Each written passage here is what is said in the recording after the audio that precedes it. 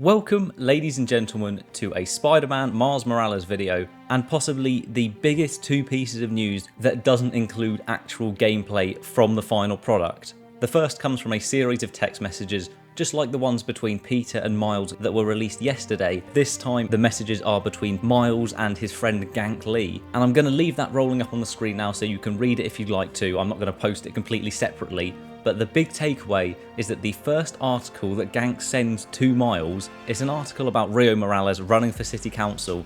It is a story by Mary Jane Watson. Of course, we already knew about MJ, but the photographer for this article is none other than Edward Brock, Eddie Brock, or as you may also know him, Venom. Now, this isn't confirmation that Venom is going to be in this game at all, but it is some amazing groundwork by Insomniac to reveal to us that Eddie Brock is in their universe, and that further along down the line, we could see Venom in future Spider-Man sequels. Now, a little spoiler for the end of Spider-Man PS4, so if you haven't seen any of that story, do not continue to listen. But at the end of the campaign, a post-credit scene is Norman going into a private room, and you see Harry, his son, suspended in liquid, and as Norman puts his hand up on the glass, a symbiote reaches out and reflects Norman's actions, and that is huge, and that seemed to confirm that Harry Osborn was going to be Venom for the sequel, or at least some sort of symbiote. But having Eddie Brock in the universe as well means that maybe we'll see Agent Venom, or maybe we will see full-on Venom in a future game. A smaller thing to note is that in the next article I'm about to cover, the story is by Betty Brant, who we saw in the Raimi trilogy alongside Eddie Brock and Tobey's Peter in the Daily Bugle, and we also saw her as Ned's brief girlfriend in Spider-Man Far From Home. But that article itself is the most interesting one,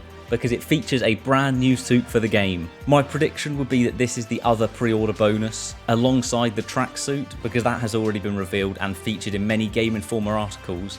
And the next one to be revealed, other than the futuristic Daft Punk one, is this crimson cowl suit. And it seems to be an entire outer layer of pretty much red, apart from a really cool looking black spider logo. And as the name would suggest, a crimson cowl or a red hood over Miles' usual design, although there are some small extra details around the lenses of Miles' suit. And this suit looks amazing.